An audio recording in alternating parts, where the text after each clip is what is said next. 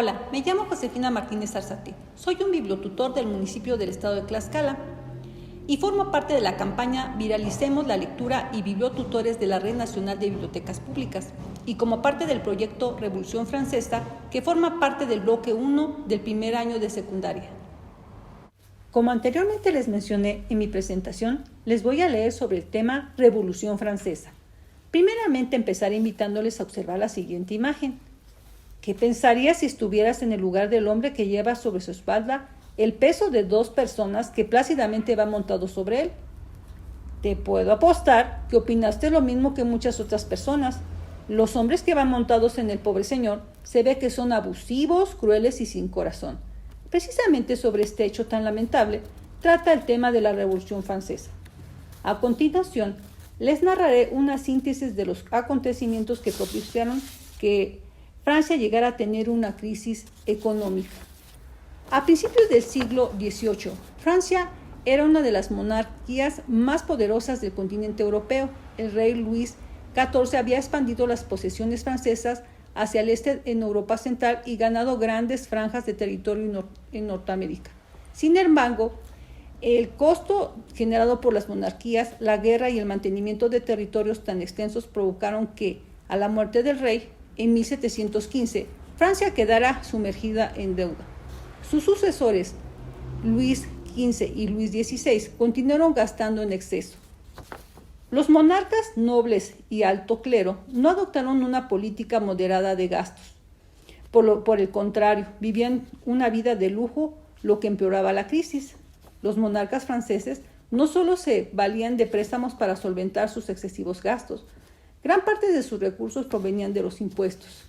En Francia del siglo XVII, la sociedad se dividía en tres grupos sociales. La nobleza y la iglesia no pagaban impuestos, por lo que la carga recaía en el tercer grupo social, cuyo grupo tenía una condición económica desigual, mientras que la alta burguesía, integrada por comerciantes y profesionistas, contaban con recursos. El resto vivía en la pobreza y, sin embargo, tenía la obligación de cumplir con el pago de impuestos cuando no podía ni siquiera cubrir sus propias necesidades. El rey Luis XVI convocó a la Asamblea de Notables en 1787, conformado por la nobleza, el alto clero y algunos representantes de la burguesía. El propósito era diseñar un plan para cubrir la deuda del Estado francés, obligar a la nobleza a pagar impuestos. Los nobles se resistieron y aunque las autoridades hacendarias intentaron hacer cumplir las reformas, no lo lograron. En 1789, la situación en Francia continuaba siendo inestable. Había desempleo, escasez de alimentos y falta de recursos. En mayo de 1789, tras haber agotado todas las posibilidades para solucionar los problemas económicos, el rey Luis XVI convocó a la Asamblea de los Estados Generales, donde el tercer grupo social propuso que la nobleza y el clero pagaran impuestos y se restringiera su poder y privilegios. El principio de la revolución se llevó a cabo cuando la Asamblea Nacional hizo varias reformas para reflejar los ideales del liberalismo y la Ilustración. En agosto de 1789 se publicó la Declaración de los Derechos del Hombre y del Ciudadano, en el que se estipulaba que los hombres nacen libres e iguales en derechos y la libertad de opinión y prensa. El 14 de septiembre de 1791 se promulgó una nueva constitución que suprimió los privilegios de la nobleza y el clero. Hasta aquí termina mi síntesis que realicé sobre el tema de la Revolución Francesa.